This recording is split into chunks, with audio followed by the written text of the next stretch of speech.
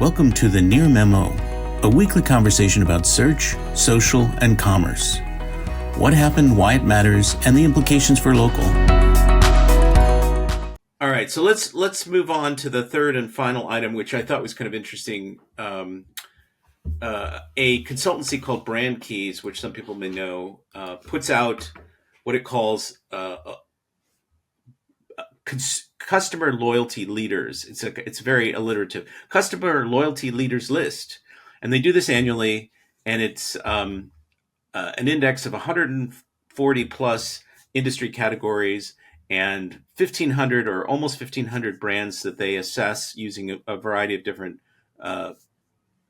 criteria, including sort of consumer feedback. And then they put the top 100 based on scores together, and then they publish it. It's obviously a PR thing for them, but it's interesting in the sense that over the last 2 years, now I need to find it. I'm sorry. Bear with me here. Right. The last two years, Google has seen the steepest decline of any of these top 100 companies. It went in 2022, and number one is better than 100, obviously. It went in 2022 from position number 9. Apple is number 1, Amazon is number 2, and there are different categories, so people can rank in different categories. But it went from number 9 to number 17 in 2023, and now down to 25. So it's a 16-point drop in 2 years, which is the largest such drop of any of the brands in the top 100. By the same token, YouTube went up, meaning it improved its ranking from 21 to 6 in the past 2 years, whereas most of the top brands have more or less stayed where they were or fluctuated 1 or 2 points. ChatGPT, which wasn't didn't appear in the 2022 list, in 2023 was 49, and this year is 40. So it's moved up 9 points. But what struck me, and they claim that one of the pitches for this, the selling propositions, and why this is relevant or meaningful is they say our methodology correlates highly with sales and profitability, making it an accurate means of predicting sales and future in-market behavior.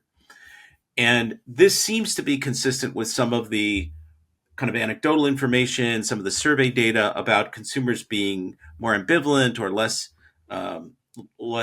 enthusiastic about Google that now have sort of shown up, notwithstanding the traffic data or the market share data, which seem to show no change in Google's fortune. So I just thought it was interesting. It could be some reflection of sentiment that's going more negative, could be a leading indicator of something.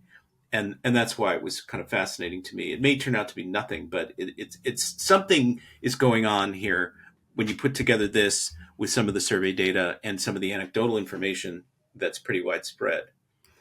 Yeah, I think I'm looking through these other top listings, and there isn't a search engine in them. So even if it were to continue to drop, it's not like there is a branded search engine where people navigate to. Theoretically, ChatGPT is an alternative.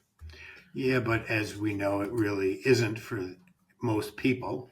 So even if you don't like Google, my wife doesn't like Google, so she had me set up her phone on DuckDuckGo, but she periodically has to use Google Maps, whatever, to find whatever she's looking for. So even though she actually abhors Google, she is forced to use them because they still do better than anybody else. It may not be as good as it could be. One question I have is Levi's has moved up to number 8 from 37. It's interesting to see that they're having another moment. Yeah, Beyonce's advertising for them now.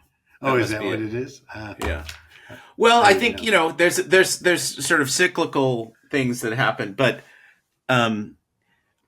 it's in local in particular, Google has everybody kind of over a barrel because there really isn't. I mean, unless you talk about Yelp or certain verticals which have alternative sources. But as a horizontal matter, there is no real competition to Google in local. Bing Places is really not that.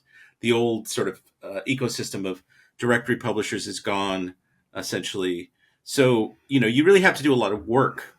Google is kind of just the default option in people's minds, and local is really, as we've discussed before, as new alternatives to Google sort of emerge. Perplexity, arguably ChatGPT in some contexts, informational queries. Local and their local graph is their primary differentiator from these others competitors. Local is, we've talked about this offline, but local is interesting because it isn't a vertical; it's a marketplace of verticals. Right. Right. It's a super vertical. And there are still some vertically driven directories that do well. Healthcare, legal, secure travel, space, or in storage. There's a couple, and in every local category there are directories. So the question is, are they insurance? There isn't. There are some. Well, there are marketplaces. There are insurance marketplaces which are essentially lead gen for insurance, but there's some content. But Google, you're right, has dominated this and has used every means at their disposal to dominate this. I mean, you remember they used Maps to added it to their business list to fight the Yellow Pages on one side, and they added their business list to Maps to fight MapQuest on the other side back in 2008, 2009, very successfully. And all the other guys. And they are the one company left standing. We'll see hence the finding of liability in the antitrust case. Potentially, very much so. It'll be. I mean, So. Well, so just on that note, sort of as a final matter. So this week, obviously, the Department of Justice here in the United States filed a kind of preliminary brief with the court, which had found Google to be an illegal monopoly in search and search advertising. And they sort of floated. It's sort of like it's not brainstorming exactly, but it's not a concrete list of remedies. It's like we're thinking about this and we're thinking about this, and we want to do this. Our objective, they say, is to end Google's control over distribution and ensure Google cannot control the distribution of tomorrow, which is a pretty expansive statement. And they're considering a whole bunch of things from compulsory data licensing and sharing to structural remedies and divestiture. But what they said essentially is, here's the stuff we're thinking about, and we're going to file another document in November, which will be much more specific and concrete, that will make recommendations to the court. I don't think they're going to lead with breaking up Google. I think that's a bargaining position to some degree. But I think that it's on the table. Which everybody's sort of apoplectic about in one form or another. And Google, of course, responded by saying, this is going to hurt society, it's going to hurt businesses, it's going to hurt innovation, and which I was amused by, because they always do that. It's like, it's really not about us. It's about small business owners. It's really not about us. It's about, American competitiveness, et cetera, technology leadership. So they're trying to frame their own fortunes and their own self-interested position in terms of these larger social goods or the economy more broadly, which to me suggested, okay, we are a public utility, right? I mean, if they are so synonymous with innovation and the health of small business and this and that and the other, then they're essentially this utility that needs to be vigorously regulated, which is what this this trial is sort of about. I don't think Google's going to have any trouble arguing both sides of the conversation. That's what lawyers do. That's what lawyers do. You can make contradictory arguments in a brief, in a legal motion, and it's totally acceptable in litigation. And 5 years from now, we may have a resolution to this. Yes, nothing will happen in the near term, and maybe even in the medium term, and we'll see. And the change of administration, either Harris or Trump, because it's not going to be Biden, obviously, may have a material impact on the outcome of this case. So with that dramatic and mysterious closing, we'll end another week at the Near Memo and ask everybody to tell your friends about us. We appreciate your support and we appreciate you listening to us, and we have fun doing this, and hope to continue doing it into the future. So see you next time.